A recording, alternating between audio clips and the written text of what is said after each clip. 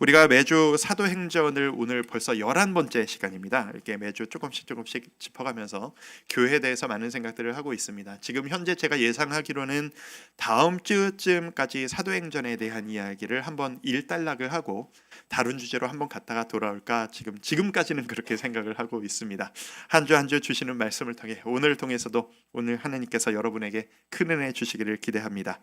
지난주에 우리가 1주년 감사 예배를 드리면서 이제 9장 앞부분을 살짝 뛰어넘고 사울 중반부를 통해서 사울이라고 하는 한 사람이 회심을 한 이후에 첫 교회 생활을 어떻게 했는지를 통해서 우리가 어떤 다짐을 해야 되는가, 내가 사울이 되리라, 저 사람들이 사울이 됐으면 좋겠다, 사울이 되리라, 내가 바나바가 되리라, 이 다짐을 우리가 지난주에 함께 나눈 바가 있습니다. 오늘은 지난주에 살짝 뛰어넘었던 그 앞부분, 9장 앞부분을 가지고 말씀을 좀 나눠볼까 합니다.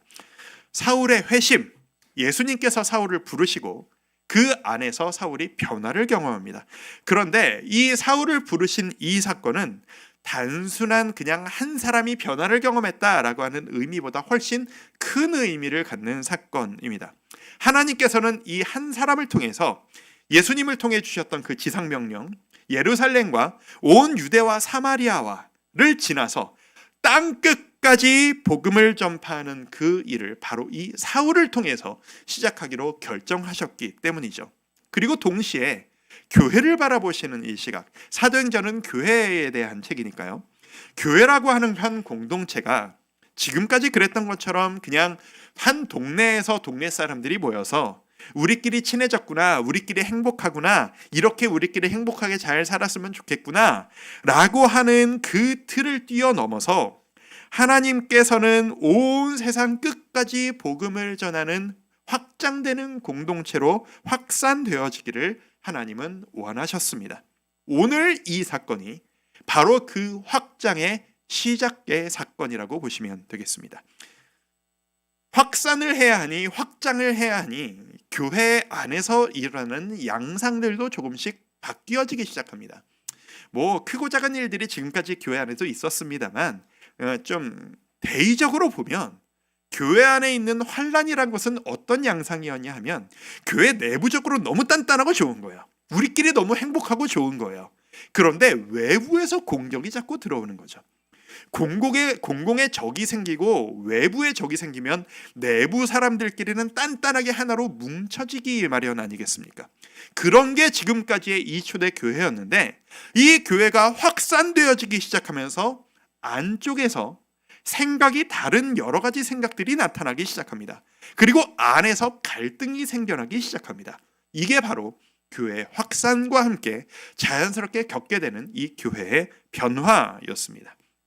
자, 몇 주 전에까지 우리가 나눴던 이야기, 스데반 집사 기억하시죠? 스데반 집사가 예수 그리스도를 전하다가 돌에 맞아 죽는 사건이 일어납니다. 그리고 그 죽음 이후에 박해가 이뤄져서 예루살렘 안에만 있던 교회가 온 밖으로 흩어지는 사건을 기억하실 겁니다. 오늘 이야기는 바로 그 다음 이야기입니다. 전제를 하고 들어갈 것은 이제 앞으로 말씀을 읽으시고 그 사도행전을 읽으실 때 유대교인과 그리스도인을 구분하셔서 이해하시고 읽으셔야 될 필요가 있습니다. 제가 좀 설명을 드릴게요. 유대교인과 그리스도인은 다릅니다. 유대교인이란 어떤 사람이냐면 성경을 볼 때 구약 성경만을 받아들이는 사람들이에요. 구약 성경을 받아들이고 아직 메시아, 구약 성경에 기록된 메시아 그리스도는 아직 우리에게 오지 않았어 라고 믿는 사람들입니다. 그러니까 이 메시아가 올 때를 기다리며 그 메시아께서는 아브라함의 후손인 우리 유대인들만을 구원할 것이니 말씀대로 율법을 잘 지켜서 우리가 자격을 갖춰서 그 구원을 우리는 받을 때까지 기다리자. 이게 유대인들입니다. 유대교인들입니다. 유대인이 아니라 유대교인들입니다. 그런데 지금 초대교회 그리스도인들은 누구냐? 그 예비하던 메시아 그리스도가 오셨다라는 걸 믿는 거예요. 오신 분이 바로 예수님이시다. 그분이 우리를 위해 모든 걸 다 해결해 주셨어. 그러니 우리는 율법이 아닌 그분을 믿음으로 우리는 새로운 시작을 할 수 있어. 이것을 믿는 게 교회 곧 그리스도인입니다. 유대교, 그리스도교, 곧 기독교. 이제 이게 다른 거예요. 질문 한번 드리죠. 생각해 보세요. 이 초대교회 당시, 이 사도행정 당시 이스라엘은 유대교인이 많았을까요? 그리스도인이 많았을까요? 유대교인들이 압도적으로 많았습니다. 현대 이스라엘도 마찬가지예요. 이스라엘은 유대교회의 나라지 그리스도인교회의 나라가 아닙니다. 유대교회의 나라였어요. 그 성경에서 보시는 뭐 종교 지도자들, 뭐 대제사장, 뭐 사두개인, 바리새인 이런 사람들이 다 유대교인들이었습니다. 그렇게 이해하시면 돼요. 오늘 우리가 보게 될 이 사울 역시 유대교인이었습니다. 유대교인들 중에서도 율법에 정통한 자, 우리가 뭘 지키고 살아가야 하는지에 대한 구약 성경에 대해서 누구보다 많이 공부했고 누구보다 지식이 많았던 사람이 바로 이 사울이었습니다. 이 지식만 많으면 모르겠는데 열심까지 뛰어난 거예요. 엄청난 열정을 가진 자였어요. 그래서 어느 정도였냐면 이 사울이 대제사장을 찾아갑니다. 대제사장님, 저에게 권한을 좀 주십시오. 증서를 좀 주십시오. 무슨 증서? 내가 마음에 불붙듯 이 열정이 일어나서 저 그리스도를 믿는다는 저 그리스도교인들, 저 예수 믿는 것들을 내가 가만히 두고 볼 수가 없습니다. 나에게 허락해 주시면 내가 온 땅을 돌아다니면서 저 그리스도인이라 하는 저놈들을 다 잡아가지고 예루살렘으로 끌고 올 테니 그렇게 할 수 있는 허가증을 저에게 좀 주십시오. 대단한 사람이죠. 그래서 실제로 그 허가증을 받아요. 그래서 예루살렘 밖으로 나가 사방을 돌아다니면서 예수 믿는 그리스도인들을 잡아오기 시작하는 겁니다. 그리고 그 권한을 가지고 이 사울이 다메섹이라고 하는 도시로 갑니다. 왜 많고 많은 곳에 중에서 다메섹이냐? 뭐 이렇게 생각하시면 돼요. 다메섹이란 그 갈릴리 지역 이스라엘 위에 있는 좀 먼 곳에 있는 도시였는데 그 도시에 유독 유대인들이 많이 이주를 해갔었대요. 오늘날 우리가 얘기할 때 누가 미국에 갔대, 근데 미국에 갔는데 LA에 갔대 라고 하면 자연스럽게 우리는 어떤 이미지를 갖죠?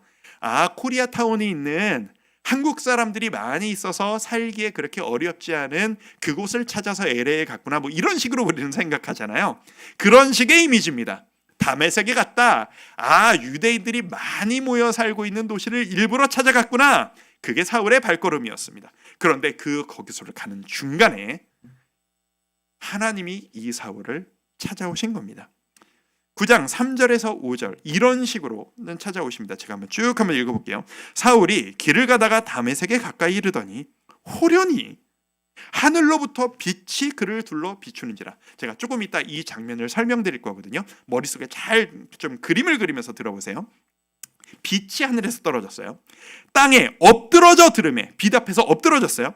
소리가 있어 이르시되 사울아 사울아 네가 어찌하여 나를 박해하느냐 하시거늘 대답하되 주여 누구시니까? 이르시되 나는 내가 박해하는 예수라. 자세한 의미는 조금 이따 더 살펴보기로 하고, 이런 과정을 통해서 사울은 예수님을 만나 인생의 큰 전환점을 맞습니다. 그리고 그 인생의 전환점을 돕기 위해 지난주에 우리가 함께 봤던 바나바 이전에 한 명이 더 있었어요. 아나니아라고 하는 사람이 있었습니다. 그 옛날에 우리가 같이 봤었던 아나니아와 삽비라, 그 사람하고는 다른 사람입니다. 이게 동명이인이에요. 예수님을 열심히 믿었던 제자 중에 한 명입니다. 이 제자였던 아나니아가 이 사울을 찾아갑니다. 그리고 이 사울에게 세례를 주고 새로운 회복을 경험하게 됩니다. 그러자마자 바로 일어나서 사울이 바로 복음을 전하고 그 열성을 다른 방향으로 쏟기 시작하는 거죠. 그런 식으로 한 3년 정도 시간을 보낸 이후에 지난주에 보았던 예루살렘으로 들어가 새로운 시작을 하는 것이 연결고리가 되겠습니다. 자, 이게 스토리인데, 제가 이제 뭐 처음 들으시는 분들도 있으시겠지만 요즘 우리 교회 예수님을 처음 믿으시는 분들이 이렇게 계속 들어오고 계시거든요. 얼마나 감사한지 모르겠어요. 처음 들으시는 분도 계시겠지만 또 이야기를 너무 잘 알고 계신 분들도 있으실 텐데, 제가 이번 주 내내 이 말씀을 계속 읽고 또 읽다 보니까 저에게 예전에 깨닫지 못했던 새로운 도전거리들이 보이기 시작하더라고요. 오늘 그 도전을 여러분들과 함께 나눠보려고 합니다. 3가지입니다. 자, 오늘 말씀을 통한 도전. 첫 번째, 우리 같이 한번 읽어볼까요? 시작. 열심히 하는 것보다 옳은 일을 하는 것이 중요하다. 열심히 하는 것보다 옳은 일을 하는 게 중요하다. 이게 무슨 얘기냐 하면, 제가 이 얘기를 하려니까 우리 성도님들의 삶이 생각이 납니다. 우리 성도 여러분, 얼마나 고생이 많으십니까? 얼마나 하루하루 열심히 살아가고 계세요. 요즘 시대가 진짜 죽도록 일하지 않으면 살아남기가 힘든 시대라고들 이야기를 합니다. 특별히 이제는 뭐 가장들만 일하시는 게 아니잖아요. 부부가 함께 일하시면서 가정을 꾸려가시기 위해서 자녀들에게 조금이라도 좀 편안한 그 환경을 주시려고 얼마나 고생이 많으십니까? 그 두 어깨에 지어진 그 짐이 얼마나 크신지, 저는 정말 이 자리에 계신 모든 성도님들, 제가 오늘도 예배 드리기 시작하면서 누가 어떻게 오셨나, 컨디션들이 어때 보시나 이렇게 막 둘러보면서 예배를 시작했거든요. 한 분 한 분을 보면서, 그리고 여러분들의 대략적인 사연을 제가 또 아는 분들이 많이 있으니까 그저 하나님, 저 수고하신 우리 성도님들 좀 위로해 주시기를 바랍니다. 힘 주시기를 바랍니다. 얼마나 고생이 많으시겠습니까? 라는 마음으로 마음에 기도하면서 지금 여러분 앞에 서 있습니다. 우리 모든 성도님들에게 하나님의 위로와 평안이 가득하게 임하시기를 진심으로 축복해 드리고 싶습니다. 그런데 우리 너무 고생하고 있잖아요. 너무 열심히들 살고 계시잖아요. 근데 제가 이 사울 이야기를 묵상하다가 깨달은 게 하나가 있어요. 저도 그렇게 생각하고 개척 준비하면서 지금까지 저도 그런 자세가 저도 모르게 있었거든요. 열심히 했다 라고 하는 게 충분한 거다라고 생각하는 경향들이 우리에게 있어요. 이 시대가 너 열심히는 해봤어? 뭐 결과와 상관없이 네가 최선을 다했어? 라고 하면은 잘했다라는 식으로 얘기하는 경향들이 우리 모두에게 좀 있어요. 근데 오늘 이 사고를 보니까 그게 아닐 때도 있겠더라고요. 이게 무슨 말이냐 하면, 사울이 엄청 열심히 살았거든요. 예수 믿는 자들을 잡아 죽이려고 엄청난 열심을 보이고 있습니다. 그리고 그 열심은 이 사울이 스스로 가져 있던 신념, 내 생각에 스스로 속이지 않고 성실하게 따라가기 위한 스스로에 대한 열심이기도 했습니다. 그 열심을 가지고 열심히 살던 이 사울에게 그 열심에 응답하시듯 하나님께서 사울을 찾아오신 겁니다. 그런데 이 찾아오신 장면을 새롭게 한번 해석해 보기를 원합니다. 제가 3절 4절 아까 읽었던 그 부분에서 한 부분을 좀 뽑아서 읽어드리기를 원하는데, 이런 표현이 있어요. 후련히 하늘로부터 빛이 그를 둘러 비추는지라. 그러니까 하늘에서부터 스포트라이트가 떨어지듯이 사울한 사람을 쫙 비췄다라는 이야기예요. 그런데 그 반응을 보자마자 사울이 어떤 반응을 보여요? 땅에 엎드러져요. 납작 엎드려요. 그리고 자연스럽게 소리가 있어 이르시되 뭐라고 부르냐? 사울아 사울아 라고 2번을 부르십니다. 제가 이거를 그냥 자연스럽게 봤는데, 여러 자료를 찾아보고 하다가 우리 그 삼일교회 성태근 목사님의 설교를 들으면서 이 부분의 해석에 대한 도움을 좀 얻었습니다. 목사님께서 이런 식으로 해석을 하시더라고요. 이 사울에게 하나님이 나타나신 스타일이 구약 성경에서 하나님이 하나님의 사람들에게 나타나신 전형적인 모습이라는 거예요. 아브라함에게 나타나셨을 때, 야곱에게 나타나셨을 때, 사무엘에게 나타나셨을 때, 하나님의 사람들에게 나타나셨을 때 빛으로 임하시는 그 모습이 하나님을 연구하고 구약 성경을 잘 아는 이 사울 같은 사람이라면 빛이 딱 임하는 순간, 아, 하나님이 지금 나에게 오셨구나 라고 느꼈을 거라는 얘기예요. 그리고 또 어떻게 부르세요? 사울아 사울아 2번을 부르시죠. 구약에서 하나님의 사람들을 하나님이 부르시는 장면들을 한번 떠올려 보세요. 아브라함아 아브라함아, 야곱아 야곱아, 사무엘아 사무엘아, 항상 2번씩을 부르세요. 그러니까 지금 이 모양은 뭐냐 하면, 사울 입장에선 이게 낯선 모습이 아니라는 거예요. 익숙한 모습이라는 거예요. 그걸 딱 보고, 아, 내 열심을 보시고 내 열정을 보시고 하나님이 인정해 주셔서 나를 축복하시려고 나에게 임하셨구나 라고 딱 느꼈을 거라는 이야기입니다. 그러니 그 앞에서 보이는 반응 역시, 바닥에 엎드려지는 것, 이건 역시 구약에서 보면 하나님의 사람들이 하나님의 임재를 경험했을 때 보이는 전형적인 반응이라는 거죠. 기쁘게 엎드려졌을 거라는 겁니다. 완전히 주여, 드디어 주님께서 내 열심을 알아주셨군요. 기쁩니다. 감사합니다. 그리고 하나님께 반응을 하는 거죠. 그런데 여기서부터가 문제입니다. 사울이 기쁜 마음으로 주님께 주여 누구시니까, 이 질문은 진짜 몰라서 묻는 게 아니라 오셨구나, 주님 저에게 무슨 복을 주시라고 오셨습니까? 라는 식으로 여쭤보는데 상상치도 못한 반응이 나오는 겁니다. 9장 5절입니다. 같이 한번 읽어볼까요? 자, 시작. 대답하되 주여 누구시니까? 이르시되 나는 네가 박해하는 예수라. 자, 이 말을 들었을 때 사울의 충격을 한번 상상해 보세요. 사울은 지금 모양을 보고 내가 전문분이야, 너무 잘 알아, 이건 하나님의 임재야 라고 엎드려져서 복받기를 기다리고 있었는데 하나님 불렀더니 내가 누구다? 나는 네가 그렇게 싫어했던 예수다. 충격을 받는 겁니다. 대전환이 일어나는 겁니다.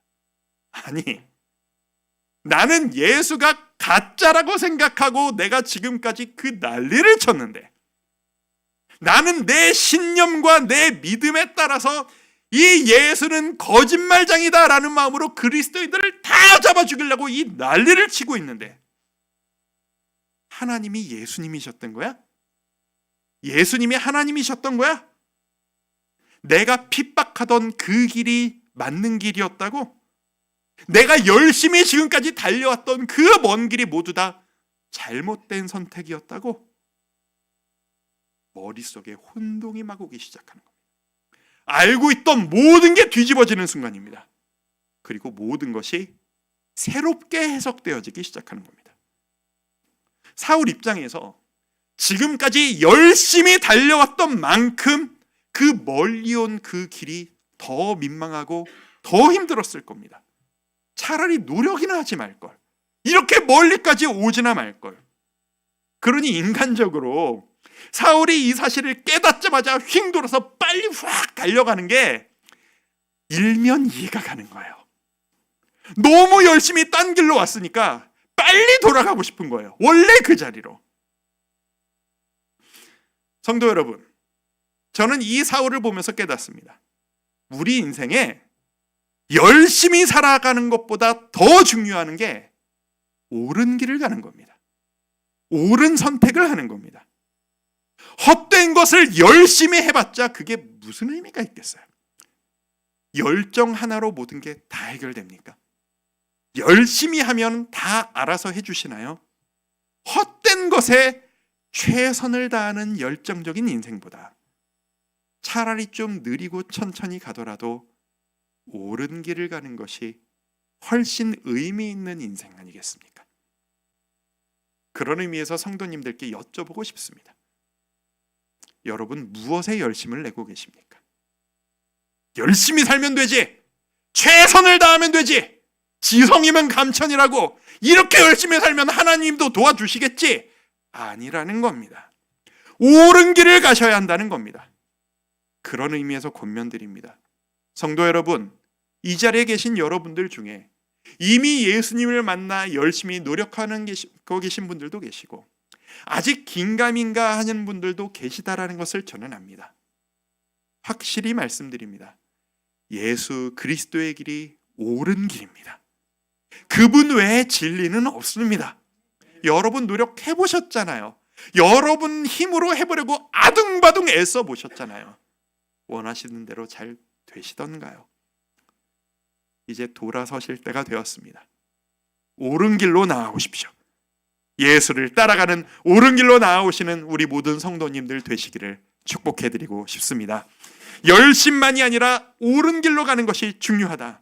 두 번째 도전입니다. 자, 하나님은 때론 불편한 도전도 사용하신다라는 겁니다. 함께 읽습니다. 시작. 하나님은 때론 불편한 도전도 사용하신다. 이게 무슨 말이냐 하면, 불편한 도전.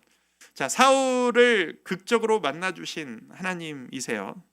이게 사울에게 새로운 인생이 시작된 거예요. 그리고 그 사울을 교회 공동체 안으로 이끌어 주십니다. 여기서부터 문제가 시작됩니다. 부르심을 받은 사울 당사자는 너무 좋아요. 너무 행복해요. 이제 인생 2막이 시작된 겁니다. 이제야 내가 제대로 된 그 길을 찾았구나. 이제 열심히만 가면 된다. 길을 찾았으니까. 벅차오르는 기쁨이 있어요. 근데 문제는 그 사울을 받아들이는 교회는요. 그 사울을 받아들여야 하는 성도들은 어떻게 해야 되는 거죠? 불편한 겁니다. 너무너무 불편한 거예요. 이 사울이 너무 불편한 거예요. 9장 13절 아나니아가 대답하되 주여 이 사람에 대하여 내가 여러 사람에게 듣사온즉 그가 예루살렘에서 주의 성도에게 적지 않은 해를 끼쳤다 하더니 이게 무슨 말이냐? 하나님 저 싫은데요? 이런 거예요. 하나님 꼭 그렇게 해야 돼요? 하나님 너 가서 네가 좀 사울을 품어라. 내가 쟤를 통해서 하고 싶은 일이 있어. 근데 아나니아가 거부하는 거예요. 아니요 저 사람 때문에 우리가 얼마나 힘든데요 주님. 딴 사람 다 돼도 쟤는 아니죠. 쟤 한 사람 때문에 온 교회가 얼마나 난리를 치고 풍비박산이 났는데요.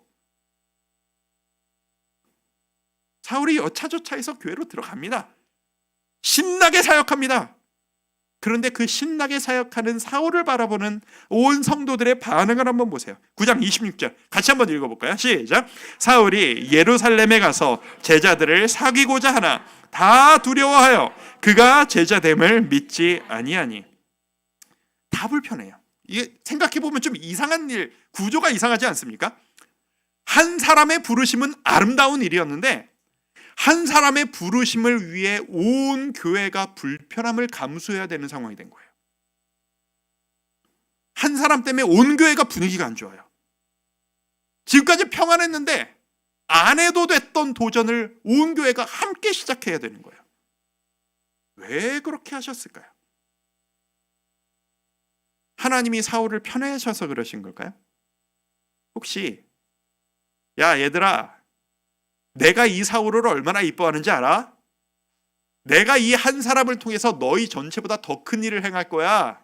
그러니까 먼저 믿은 너희가 좀 참어. 이러시는 걸까요? 사울만 이뻐하시고 편애하시는 걸까요? 우리가 상식적으로 알고 있는 하나님이 어떤 분이신지에 맞춰서 한번 생각을 한번 해보시죠. 한번 생각해 보시겠어요? 사울에게 중요한 건 지금 사울 한 사람이 더 중요하실까요? 교회 전체가 더 중요하실까요? 뭐라고 생각하세요? 일부에서도 대답을 잘 못하시더라고요. 뭔가 뻔한 대답을 하면 틀릴 것 같으신가 봐요. 한번 생각해 보세요. 사울 한 사람을 더 소중히 여길 것 같으세요? 굳이 대답하자면 사울 한 사람을 더 중요하게 여길 것 같으세요? 온 교회를 더 중요하게 여길 것 같으세요? 교회죠. 한 사람 때문에 온 교회를 희생시키실 리가 있으십니까? 교회가 그냥 교회가 아니잖아요. 그리스도를 머리로 삼아서 핏값을 주고 사신 공동체가 그리스도의 몸된 교회 아니에요. 교회가 가장 소중한 겁니다. 근데 왜 이 한 사람 때문에 온 교회를 힘들게 다 휘저 놓으시죠? 저는 이렇게 생각합니다. 이 소중한 교회를 세우시기 위해 이 교회가 그냥 그 수준에 머무르지 않고 한 단계 디딤돌을 밟고 올라서서 조금 더 성장과 성숙한 길로 올라가도록 만드시기 위해 이 사울 한 사람이 일으키는 불편함을 사용하셨던 것은 아닐까? 라고 말이죠. 그래서 사울도 교회도 함께 살리시는 그 모습이 이 하나님의 의도 아니셨을까? 라고 말입니다. 제가 하나님이 일하시는 모습에 대해 오해하고 있는 게 있었더라고요. 전 진짜 그렇게 생각했었거든요. 개척 준비할 때도 항상 그렇게 생각했던 것 같아요. 하나님의 일하심이라면, 하나님의 이끄심이라면 참여하는 모든 사람들의 마음이 한 마음으로 뭉쳐지게 만들어 주실 거야. 그래서 기도하면서 이 길로 가라 라는 메시지를 주셨으면 온 성도들이 한 명도 빠짐없이 이 길로 가자라는 마음을 주시는 게 하나님의 뜻 아닐까? 그게 당연한 거 아닐까? 그래서 우리는 항상 뭘 찾아요? 모두 다 이 길로 가는 게 맞다고 생각하세요? 여론조사를 하죠. 주위 분위기를 살핍니다. 그걸 가지고 하나님의 뜻을 분별할 때가 얼마나 많아요. 아닐 때가 있다라는 걸 오늘 말씀을 보고 제가 아는 거예요. 때로는 불편한 과정을 통해서 일하시기도 하신다라는 걸. 얼마나 불평이 많았어요. 분명히 이 초대교회 가운데 아니 하나님 이건 아니죠. 아니 이렇게 좋은 이 김 집사님도 있고 이 집사님도 있고 박 집사님도 있는데 왜 저놈을 통해서 일하시는 건데요? 왜 저 사람이 우리보다 앞서 나가야 하는 건데요? 분명히 그런 반응을 보이는 사람들이 있었을 거예요. 그런데 그게 주님이 원하시는 순서였어요. 왜? 그 과정을 통해 너희가 성숙하기를 원한다.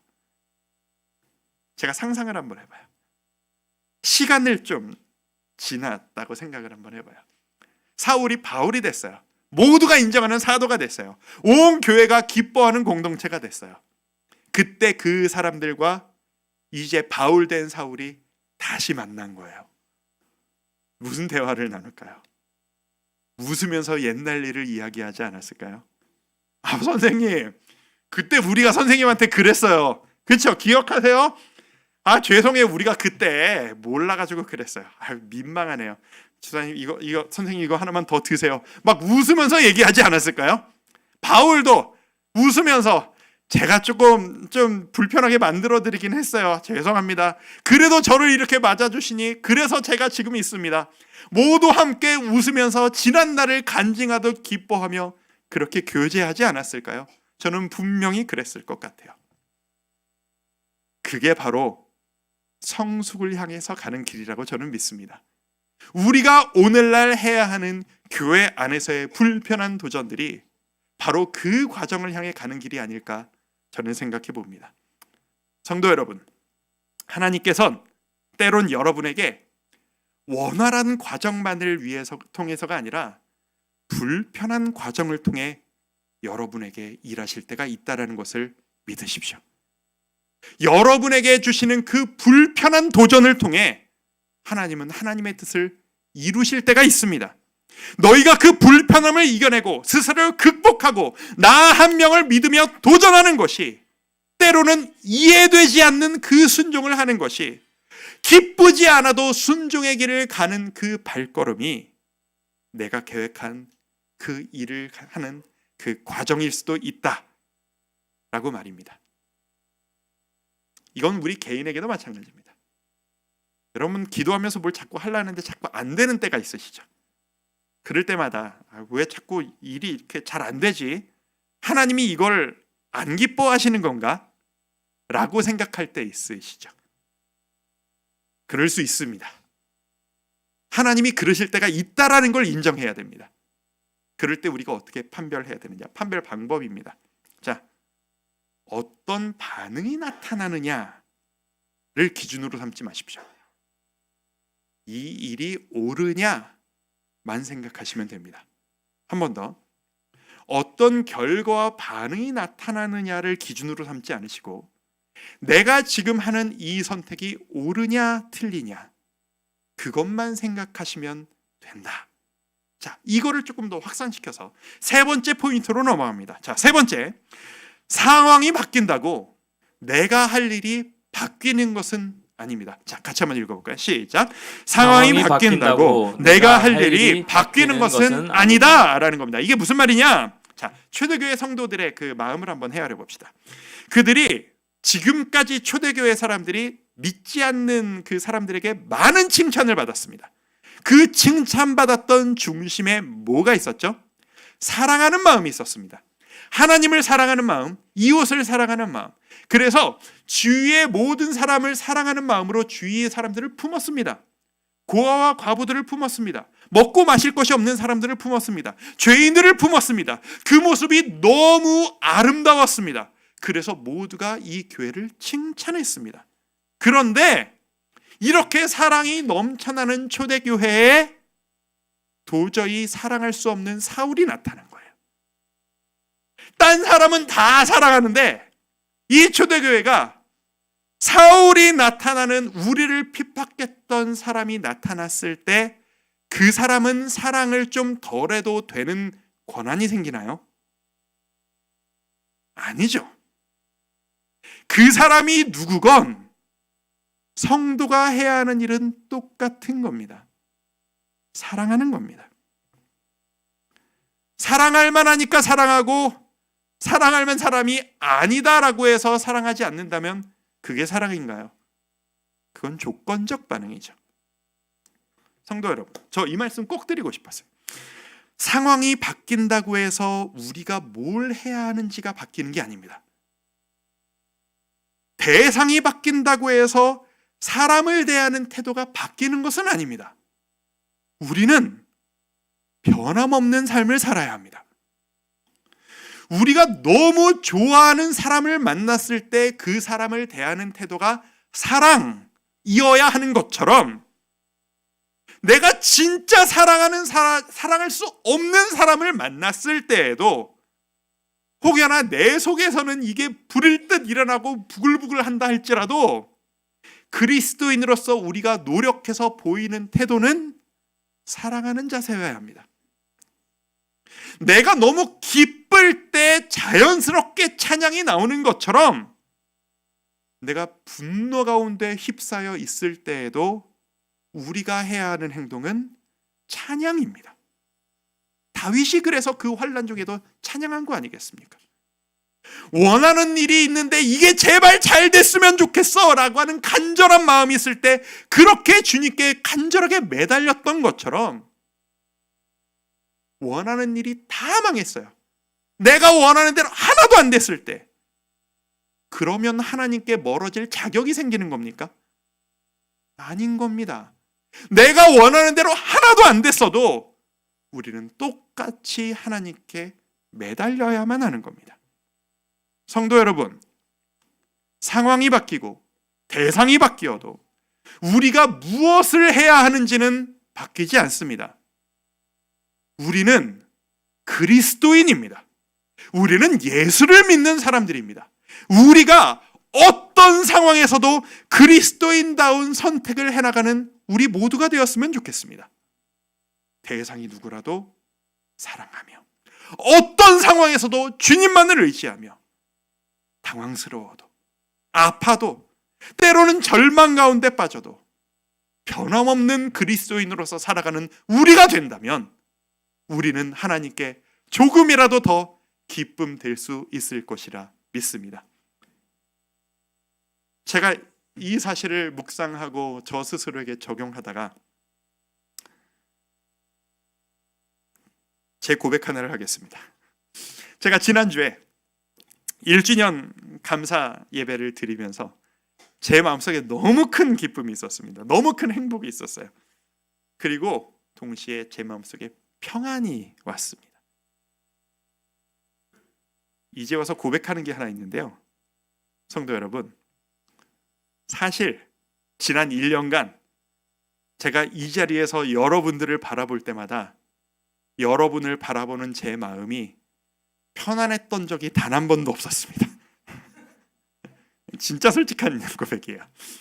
여러분들을 바라보는데 이 단에 설 때마다, 말씀을 전할 때마다, 모임을 인도할 때마다, 성도님들 한 분 한 분을 뵐 때마다 진짜로 마음이 편안하고 순수하게 행복했던 적이 단 한 번도 없었어요. 매번 불안한 거예요. 걱정, 근심이 가득한 거예요. 어깨에 무게가 가득한 거예요. 왜 그랬을까요? 성도 여러분, 너무 걱정하지 마시고 들으실 것은, 제가 항상 이 자리에서 오픈하는 모든 이야기는 해결됐을 때 얘기를 합니다. 걱정 안 하셔도 돼요. 여러분들이 이 주와 함께 교회에 오신 게 쉽게 오신 게 아니라는 걸 제가 너무 알겠는 거예요. 얼마나 많은 기도들을 하셨어요. 얼마나 많은 고민들과 계산들을 하셨어요. 여러분이 분당구력에서 오셨건 다른 교회에서 오셨건 똑같으실 거예요. 얼마나 많이 고민과 기도하신 끝에 이곳에서 정착하기로 마음 먹으셨어요. 제가 그 마음을 너무 알겠으니까 인간적인 마음으로, 여러분이 그런 분이 아니시라는 걸 제가 알매도 불구하고 오늘 내가 예배하면서 은혜 한번 못 끼치면 우리 성도님들 자꾸 다 원교회로 돌아가실 것 같은 거예요. 이게 진짜 솔직한 제 기분인 거예요. 그러니까 예배 때마다 불안하고 이게 가시방석인 거예요, 이 자리가. 그런데 놀라운 사실이 1주년 감사 예배를 드리는 지난주 예배를 이 자리에서 여러분과 함께 인도하는데 처음으로 마음이 편안하더라고요. 이런 생각이 들더라고요. 이제 좀 돌아가나? 이제 좀 걱정 덜 해도 되나? 이제는 그냥 웬만큼 힘받아서 이제 돌아가게 됐나? 진짜 편안한 예배를 지난주에 처음으로 드렸어요.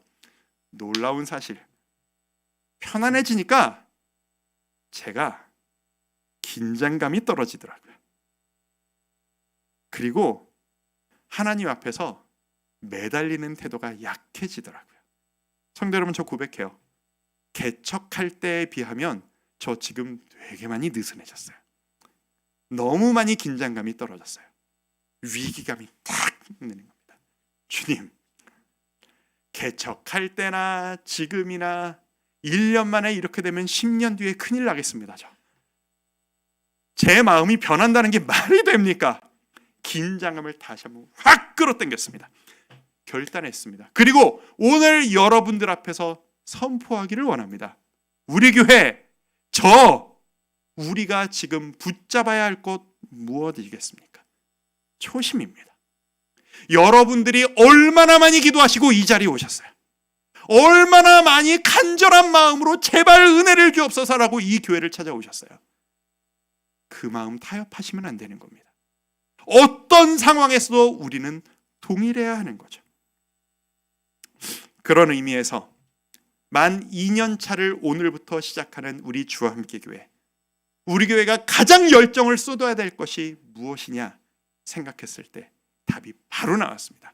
그 어떤 것도 아닙니다. 우리 기도해야 합니다.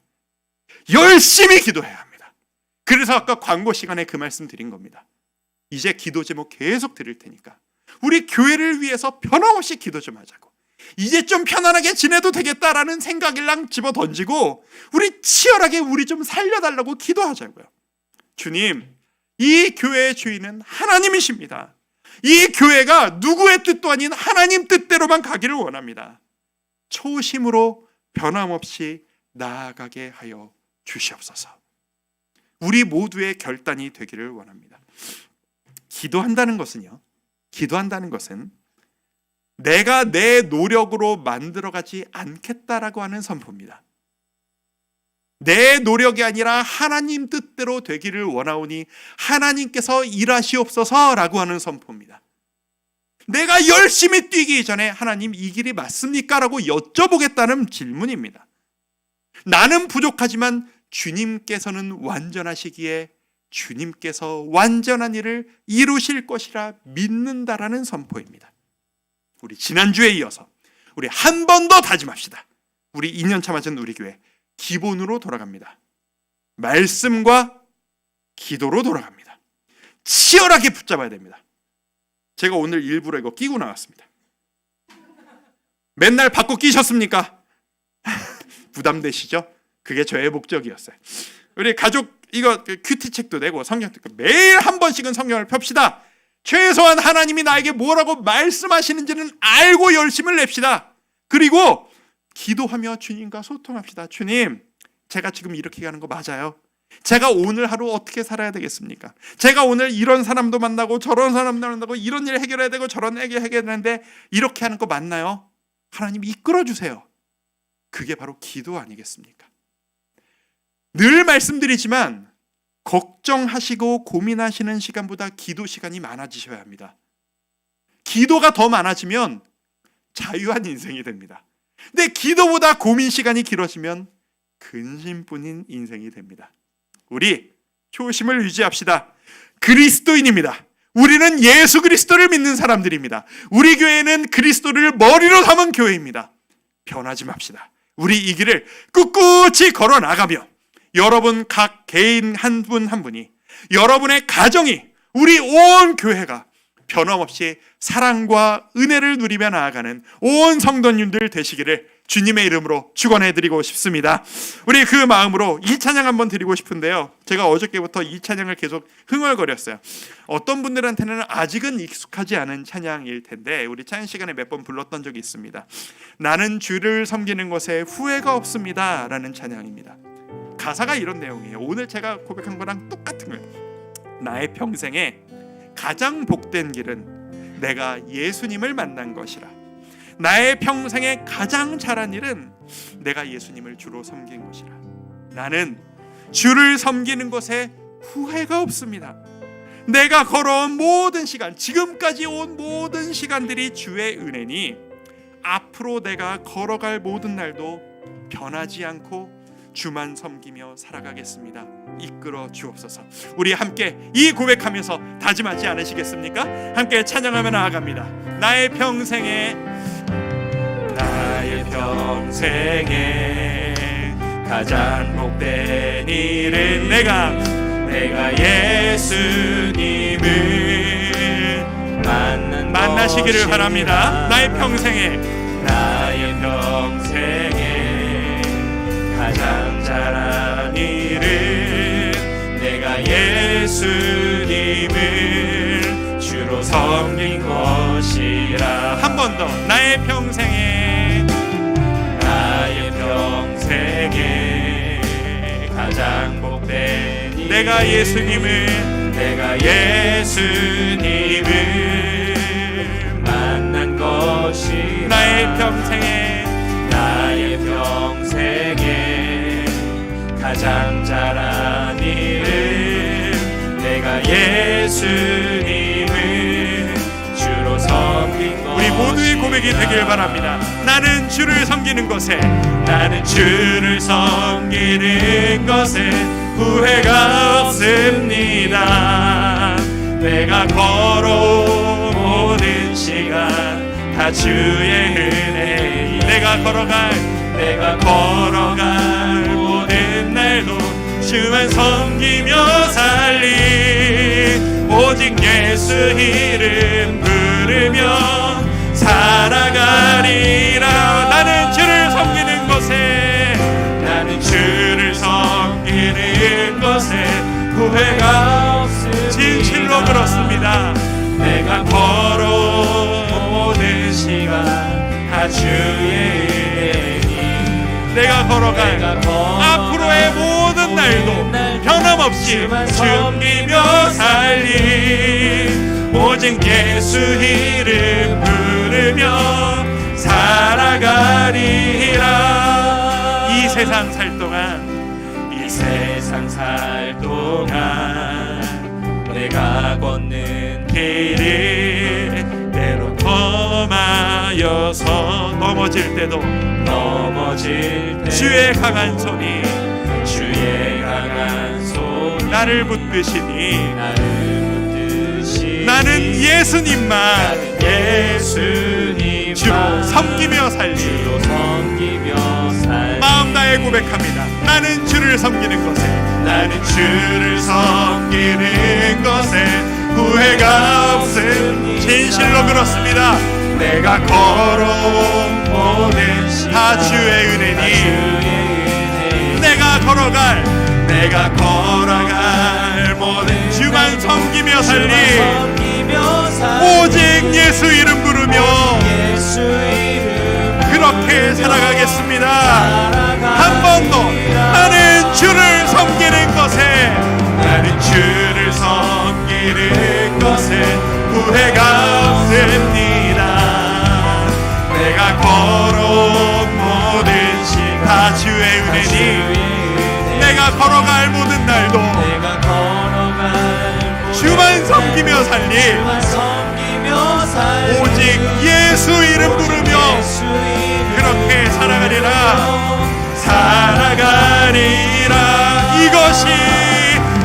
이것이 나의 간증이요. 이것이 나의 찬송일세. 나의 찬송일세. 나 사는 동안 끊임없이 구주를 찬송하리로다. 한 번 더 고백합니다. 이것이 나의 간증이요. 나의 간증이요. 이것이 나의 찬송일세.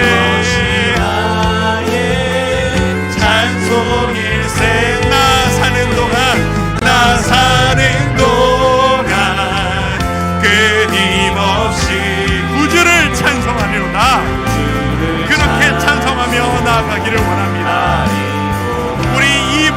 함께 한번 기도하며 다짐하지 않으시겠습니까? 주님, 내가 흔들리지 않겠습니다. 내가 변하지 않겠습니다. 어떤 상황에서라도 나는 동일한 길을 걸어가겠습니다. 내가 주를 아버지로 섬기며 나아가는 이 길에 변함없이 주의 말씀을 지키며 변함없이 주께 매달리며 변함없이 사랑하며 의지를 가지고 함께 힘차게 나아가기를 소망하오니 할 수 있는 힘을 주시옵소서. 내가 변하지 않고 이 길을 가기 원합니다. 결단하며 기도하며 나가겠습니다. 기도합니다. 아버지 하나님, 우리가 방금 했던 이 찬양이 우리의 진심 어린 고백이 되기를 원하며 우리의 신앙 고백이 되기를 원합니다. 아버지 하나님,